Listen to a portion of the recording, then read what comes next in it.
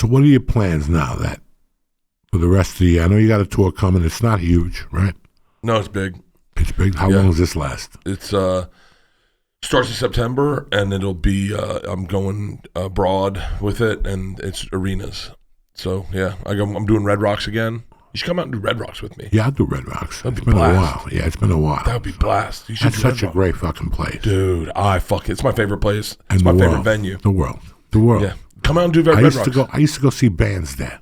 Yeah, And I was always like blown the fuck away when I would go there, how beautiful it was, and the walk up there and the mushrooms and the fucking chicks and the whole fucking, it is great, man. When are you in Red Rocks? it's October 1st. Yeah, I'll come out with you because I got a bunch of, I'm picking up some dates in the fall.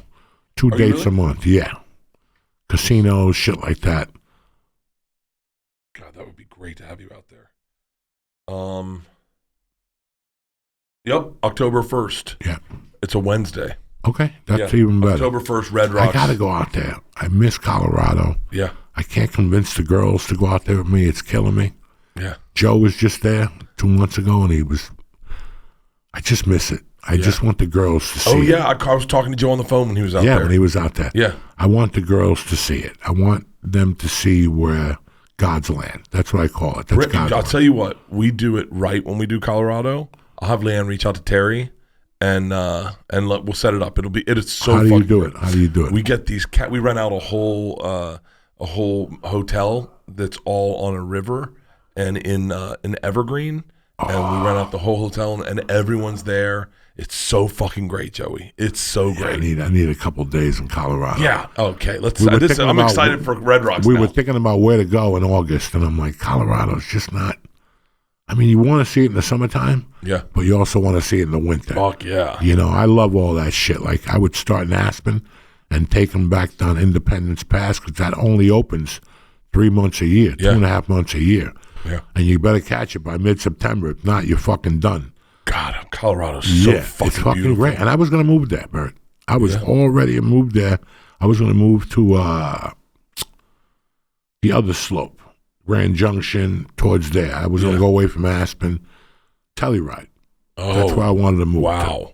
to. And I saw a couple of houses that I could afford. The problem was, it fucking, there was not going to be school for a year. It was closed. I was moving during the pandemic, and they had already said no school till at least January. I remember the whole year. I'm like, I can't have her in the house till January. No fucking way. It wasn't healthy for Isla. And Jersey, they had school already. They would, it was very, they would close one day or whatever, but at least they tried it. Yeah. They had the computers, and it sucked for everybody, whether you had to go to, it's kind of weird that this last Monday, was 5 years since that fucking thing. Since the pandemic, St. Patty's Day. Oh, shit. Everything got shut down on the 14th, which was Friday. Yeah. I was coming to New York City to shoot to finish the Soprano movie. Yeah. And I was going to come in on Tuesday, do Nyack on Wednesday and Thursday, and then that weekend, I was going to buy a house. That's what I was doing that week. And then me and my wife were coming back April 4th. That was the plan, to just close the house and get everything moved. All of a sudden, the pandemic happened, and I couldn't come back. And I was thought about coming back, but the guy who spread COVID was the Jewish guy who went to Italy to ski, and he came back to his neighborhood, and everybody got it. So I'm like, looks like I'm not going to Bergen County. We wanted to definitely get out. Like, at that point, we were like, we got to get the fuck out of here. When I saw Latin Kings tattoo on by the park, and I saw one by the school. Yeah. The school where our kids went to. I saw that. I just saw a lot of shit. Like, now they say that neighborhood is not good. Yeah. Everybody had to put fences up. Yeah. People just walk into your yard. That there's people. That was our last straw where we're gonna get out of the neighborhood was a guy overdosed in our front yard.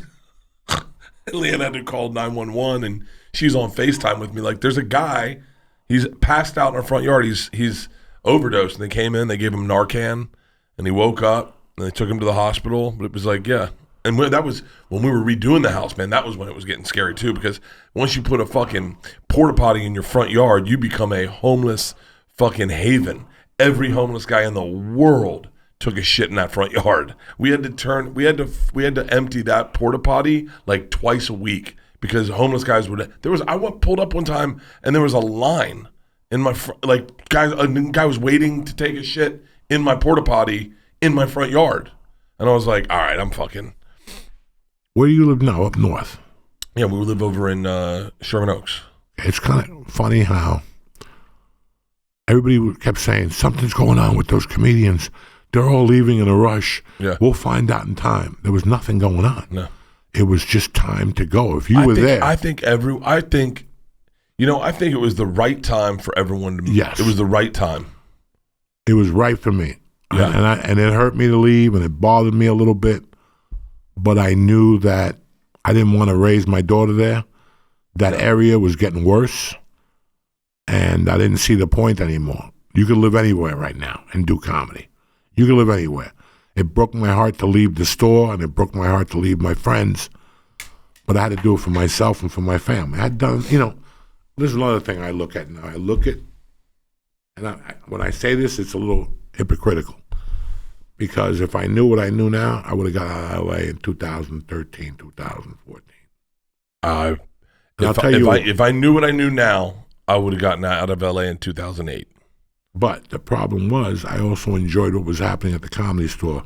Oh, from 2015. Dude, how fucking lucky were we to be at the Comedy Store when, and be in LA when the guy now that has changed the landscape of media in general was creating the thing. And I mean, those early episodes of Rogan, like I love Joe, but I think he's so much smarter than me that I get lost when he tells me things. Like I do his podcast now and I just sit there and nod. I'm like, I'm not as smart as you, Joe. He knows so much shit about so much shit.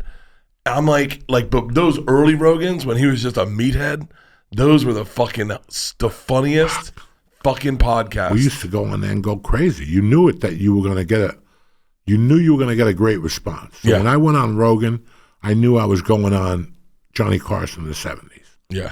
I knew that everything I had to say had to be fucking gold. Yeah. If not, it's going to, and I read a thing about a year ago, comics like, I went on there and nothing happened for me. Well, bitch, you went on there talking that oiky doiky shit you talk about. You got to go outside the box in Rogan. I said some shit that I dread saying on Rogan. Dread saying. I got like 4 people on Facebook that they want to throw me under the jail for what I said about them on Facebook. I really don't care. Bert and Tom, Tom and Bert. One goes topless while the other wears a shirt. Tom tells stories and Bert's the machine. There's not a chance in hell that they'll keep it clean. Here's what we call 2 bears, 1 cave.